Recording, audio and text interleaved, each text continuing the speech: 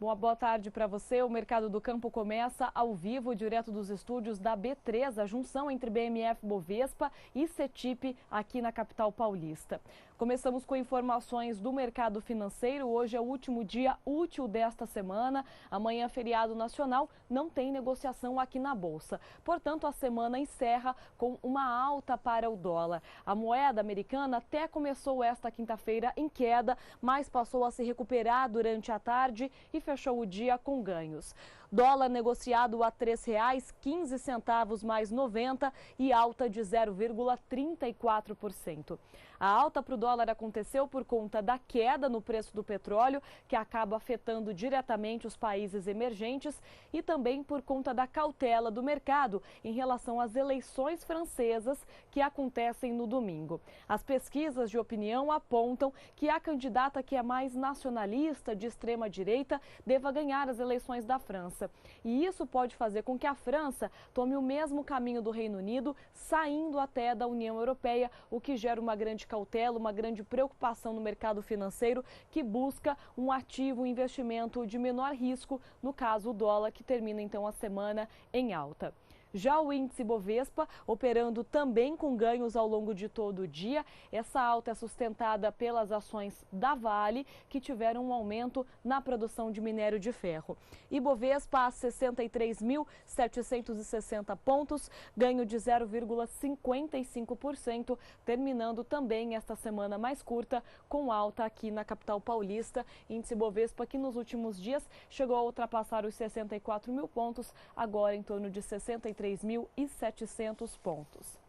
Bom, uma boa notícia para os frigoríficos: pouco mais de um mês depois da Operação Carne Fraca, algumas unidades que foram fechadas para férias coletivas voltam a operar.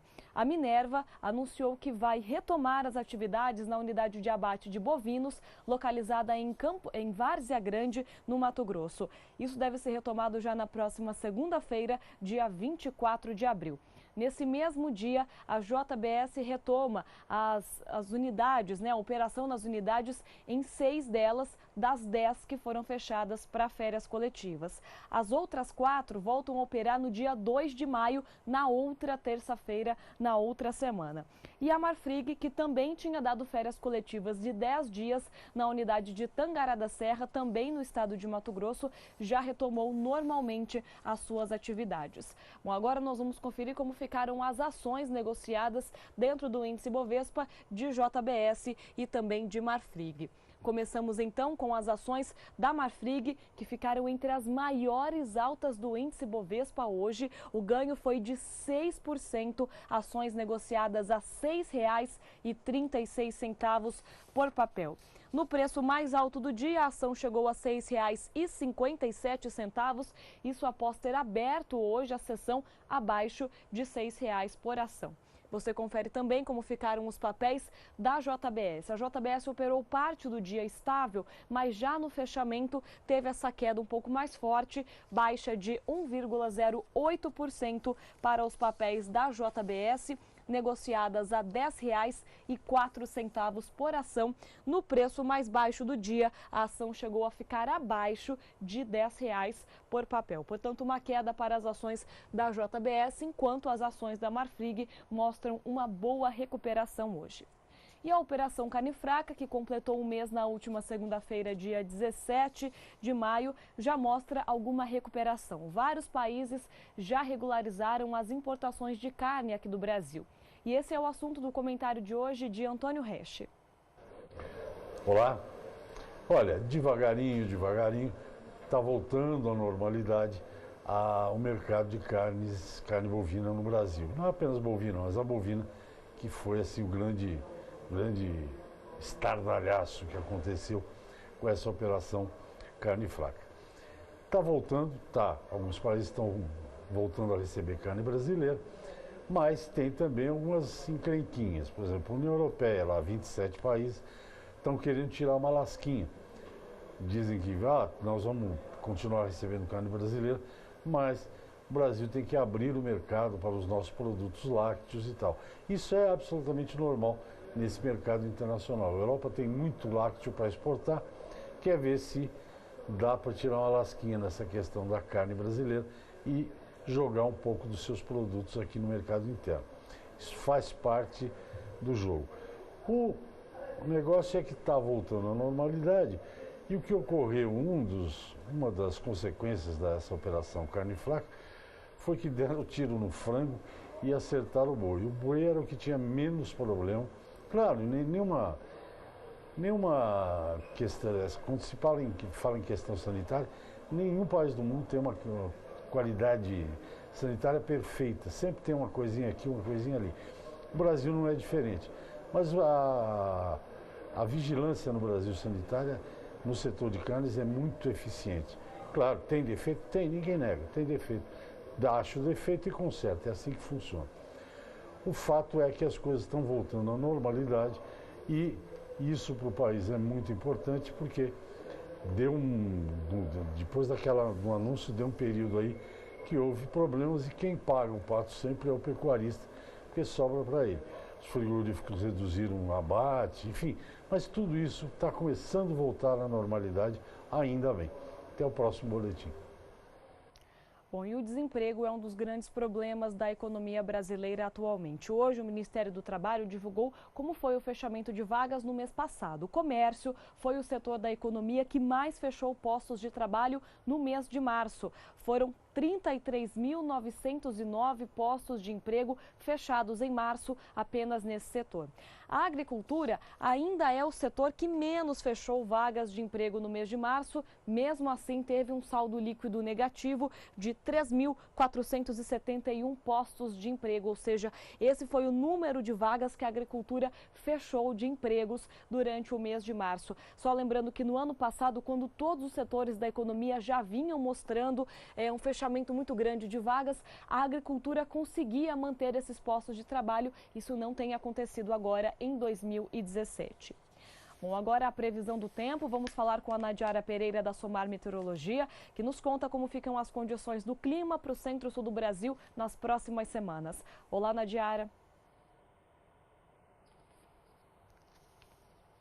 Olá, boa noite, Rafaela. Boa noite a todos que nos assistem. O destaque para o centro-sul do país é o retorno das chuvas mais intensas. Hoje tivemos a atuação de uma área de baixa pressão atmosférica no Paraguai, que voltou a espalhar chuvas para algumas áreas do sul e também do centro-oeste.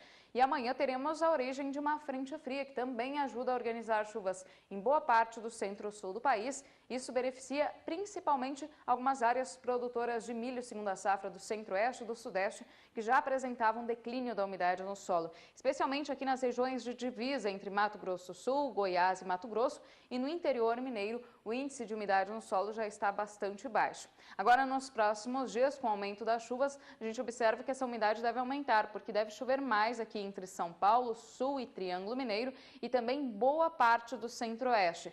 A chuva ainda será irregular, as áreas mais atingidas podem receber mais de 30 milímetros e outras áreas devem receber de 5 a 15 milímetros. Mas é uma chuva que já deve ajudar em boa parte das áreas produtoras do centro-oeste e também do sudeste do país. No sul é que estão previstos maiores volumes de água, ainda vai voltar a chover forte em alguns momentos sobre o estado paranaense e principalmente no oeste do estado. Deve chover mais de 50 milímetros nesses próximos 5 dias.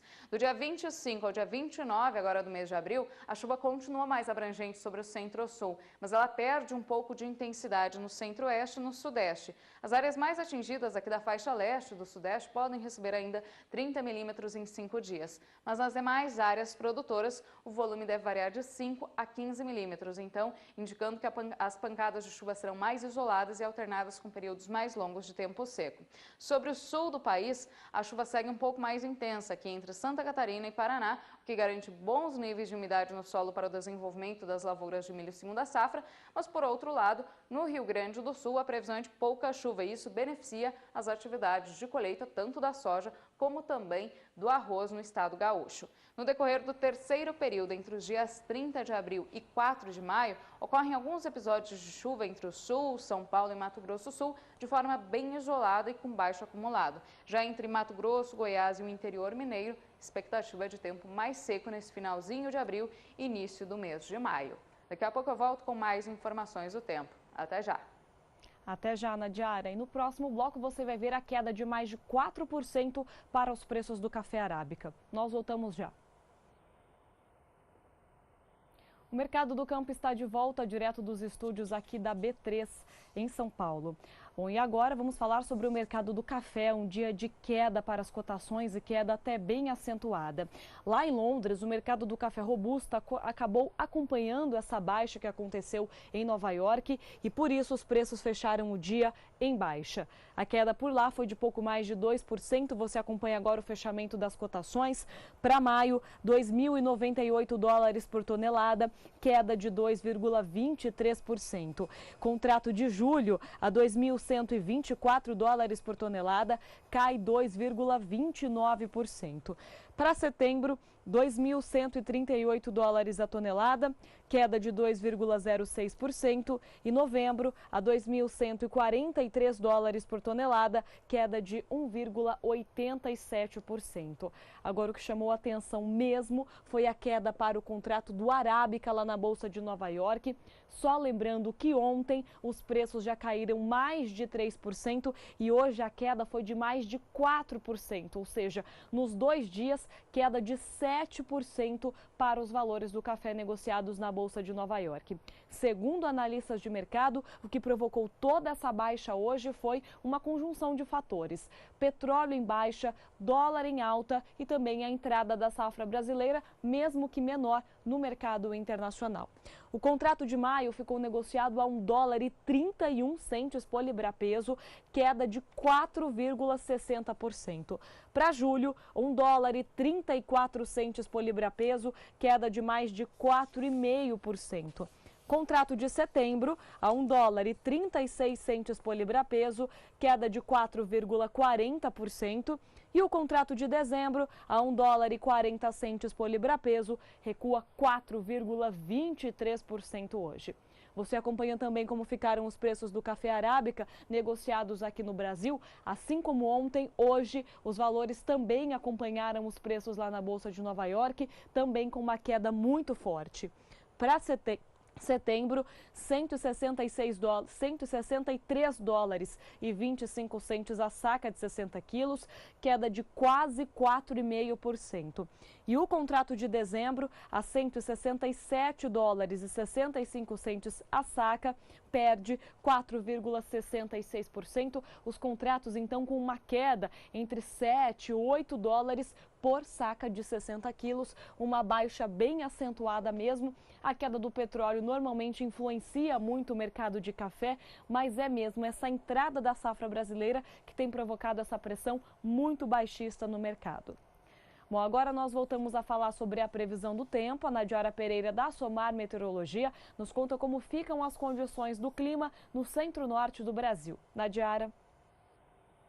Nos últimos dias, o tempo seco tem ganhado força sobre o interior nordestino e, com isso, a umidade do solo voltou a cair no estado da Bahia, que tinha recebido chuvas um pouco mais intensas no início do mês de abril. Agora, o índice de umidade no solo está abaixo dos 10% nesta área em laranja do mapa. Isso preocupa muito, principalmente os produtores de algodão do interior da Bahia. As chuvas têm ocorrido de forma mais frequente e volumosa no interior da região norte, especialmente nesta área rosa do mapa, que vai desde o Amazonas até o Amapá.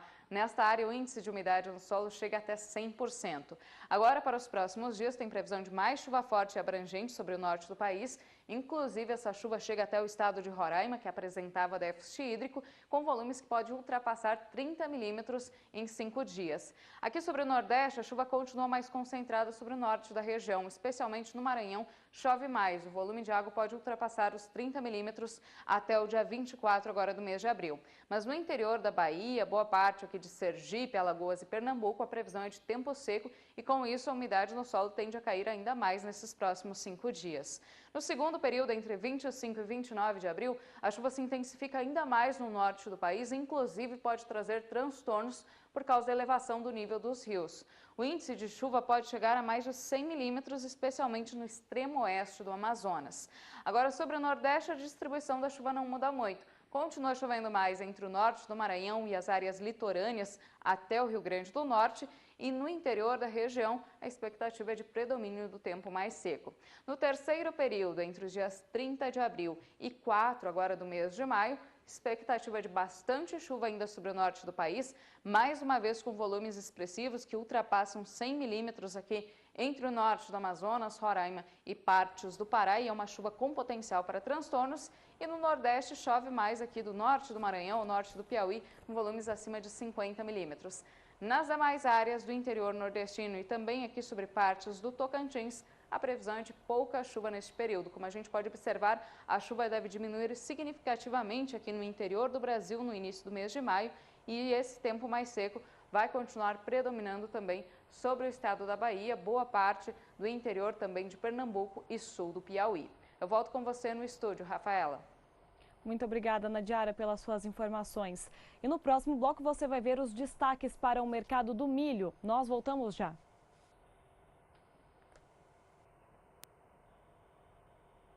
O Mercado do Campo está de volta direto dos estúdios aqui da B3 na capital paulista, e agora você acompanha a cotação da vaca gorda nas principais áreas produtoras aqui do Brasil. Cotações da vaca gorda. Oferecimento Eprinex. Sua opção na terminação. Agora também injetável.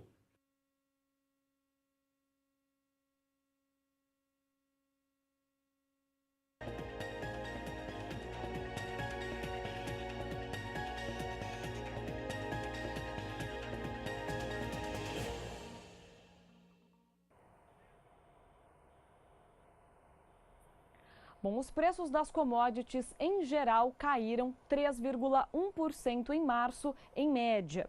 No caso das agrícolas, a redução foi ainda maior, de 4,3%. Esses dados foram divulgados pelo Índice de Commodities do Banco Itaú.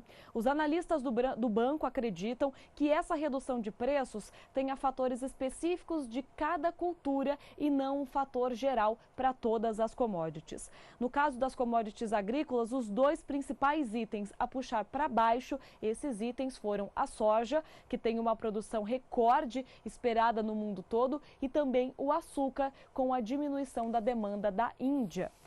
Agora, o estado de Santa Catarina é um dos principais consumidores de milho aqui no Brasil por conta da sua produção pecuária, principalmente a produção voltada para os suínos. Com isso, no ano passado foi um dos estados que mais sofreu com a falta de milho aqui no Brasil, com os preços muito elevados. E aí, na atual temporada, os produtores aumentaram a sua produção. Você acompanha agora os dados que foram divulgados hoje pela Cepa-Epagre, que é o órgão da Secretaria de Agricultura lá do estado de Santa Catarina, dando um panorama de como deve ser a produção de milho nesta temporada. A área plantada será de 380.600 hectares. A produção deve atingir 3.200.000 toneladas, um aumento de 18,6%, e a produtividade deve ser de 141,6 sacas por hectare. Bom, lá em Santa Catarina, eles consomem muito milho porque 75% da ração animal é formada pelo cereal. Só que o setor produtivo de carnes consome 6 milhões de toneladas de milho por ano, ou seja, o dobro do que o que deve ser produzido no estado, que ainda vai consumir muito milho de outros estados aqui do Brasil, mas eles melhoraram essa produção justamente por conta da escassez no ano passado.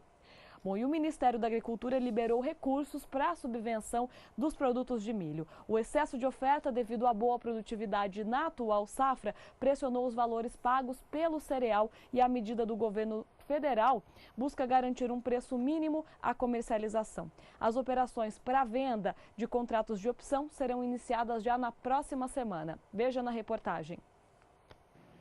As portarias foram publicadas nesta quarta-feira no Diário Oficial da União, e quem vai detalhar para a gente essa medida é o secretário de Política Agrícola do Ministério da Agricultura, Neri Geller. Secretário, por que o Ministério decidiu fazer tomar essa medida, né? Na verdade, é uma demanda muito forte do setor, Márcia. E o telespectador que está me assistindo nesse momento, que é ligado à agricultura, sabe exatamente do que eu estou falando. Nós estamos se aproximando de uma super safra, uma safra acima de qualquer expectativa, portanto, uma pressão interna na queda dos preços, mercado internacional, em função do dólar, também recuou, e um excedente de milho que talvez a gente não saiba nem o que fazer, ter problema até de armazenagem. Então, nós entramos, a portaria saiu, nós já faz mais de 60 dias que conversamos com o ministro Blairo, fomos orientados para fazer a garantia do preço mínimo. Assim como, Márcia, você acompanhou, nós fizemos no Rio Grande do Sul do trigo, 250 milhões, agora nós estamos fazendo, saiu as portarias e a partir da semana que vem nós vamos começar a fazer os leilões já de PEP e PEPRO, para as regiões do país que o preço mínimo que o preço de mercado está abaixo do preço mínimo. A partir de semana que vem nós vamos estar fazendo. Isso vai pegar mais as regiões que têm problema de logística. A exemplo do norte de Mato Grosso, alguma coisa no Goiás, um pouquinho em Rondônia, mas é mais específico para essas regiões. Por quê? Porque a cultura do milho é uma cultura extremamente importante, porque ela alimenta a segunda safra, ela movimenta toda a cadeia de produção do país. Consequentemente, gera emprego, renda, então nós precisamos cuidar bem disso. Além do que ela movimenta também toda a agroindústria, toda a cadeia de aves, de suínos, de confinamento de boi e assim por diante. Então, nós estamos fazendo, além desses 500 milhões para esses mecanismos, nós vamos fazer também a reposição dos estoques, que também são extremamente importantes. Vocês acompanharam no ano passado, nós tivemos um problema sério de abastecimento da agroindústria, porque os nossos estoques públicos estavam bastante baixos. Então, saiu uma portaria também de 300 milhões de reais, que vai exatamente ser para balizar mercado futuro e, ao mesmo tempo, repor os estoques públicos do governo federal. Então, vale para quais regiões exatamente? Aonde estiver abaixo do preço mínimo. Hoje, mais especificamente, pega a região norte do estado de Mato Grosso, que tem um problema de logística maior, mais distante dos portos, pega alguma coisa no Goiás e algum outro lugar que, se porventura cair, a gente possa fazer intervenção. As operações começam na semana que vem. Como é que o produtor vai acessar essa medida? Quando saiu a portaria, eu já convoquei uma reunião agora de manhã. Nós já fizemos uma reunião com a diretoria da Conab, com o presidente da Conab e a diretoria que cuida de toda essa logística, que faz os contratos. Nós discutimos mecanismos, estamos aperfeiçoando eles. E agora à tarde nós vamos fazer uma reunião com o setor, uma reunião técnica com o setor, vai estar presente a ProSoja, alguns sindicatos pelo país afora, né? E também a Biov e a ANEC, para aproximar o setor e ver qual os melhores mecanismos e qual a melhor forma para fazer. O que o produtor pode ter certeza. E também as trade e as cooperativas, o que o Ministério da Agricultura se propor a fazer, nós vamos cumprir. E ela passa exatamente para chegar no máximo o preço mínimo, né, chegar no preço mínimo 16,50 para o norte, para o Mato Grosso e para o Goiás, é onde tem mais problema. Os produtores não ter o seu direito consolidado, que é o direito constitucional, a garantia do preço mínimo. Isso nós vamos fazer com bastante força. E também o recurso eu acertei com o Tesouro. A exemplo, Márcia, do que nós fizemos no seguro agrícola. O que nós prometer que vamos fazer, nós já temos o orçamento alinhado, mesmo em épocas difíceis, por isso que foi cortado uma parte do orçamento, mas o que a gente disponibilizar para o produtor, pode ter certeza que no dia do pagamento o recurso vai estar disponível para dar, inclusive, credibilidade e dar fluxo a essas demandas. Então, é essa linha que nós vamos atuar. Vou estar, Márcia, em Sorriso no sábado de manhã, acompanhado com os técnicos da Conab, com técnicos nossos aqui do MAPA. Nós vamos estar lá em Sorriso às 8 horas, fazendo uma reunião com todos os sindicatos da região para ouvir a base, para exercitar os mecanismos, como é que fica melhor, porque tem uma reclamação muito, muito forte, que é difícil de acessar, muita burocracia. Então é isso que nós vamos fazer. Nós vamos sentar numa discussão direto com o produtor e com as empresas, para que elas possam conversar com os técnicos da Conab, para que eles possam conversar com os técnicos aqui do MAPA, para que o mecanismo que a gente jogar no mercado, ele dê fluxo e dê realmente resultado. Essa política que é alinhado com a diretriz do MAPA, do ministro Blairo, que nos orientou de fazer o que pode fazer, faz, e o que não pode, fala que não vai fazer. Então vai ser nessa linha que nós vamos atuar. Para finalizar, o ministro já demonstrou que pretende fazer várias dessas operações. O produtor que não conseguir ter acesso a essas duas publicadas hoje, ele pode esperar que venham novas medidas assim por aí? Nós estamos muito, muito atentos, Márcia, vocês da imprensa e quem está nos assistindo, sabe qual foi a nossa linha. Sempre muito com um olhar muito voltado para a produção, no sentido de ajudar a economia do país. As políticas que são implementadas, elas têm que ser com muita transparência, com muita sinceridade, sim, sim, não, não. Não podemos ficar enrolando as pessoas e tudo que estiver ao nosso alcance para fazer com que esse elo da economia continue avançando, nós vamos fazer. Então, obviamente que conforme vai chegando as demandas, nós vamos ouvir o setor e, dentro do possível, discutir com a equipe econômica e fazer com que as coisas andem. E, Márcia, não foi fácil não tirar 800 milhões do Ministério da Fazenda numa época de crise. É porque nós tínhamos argumentos muito firmes,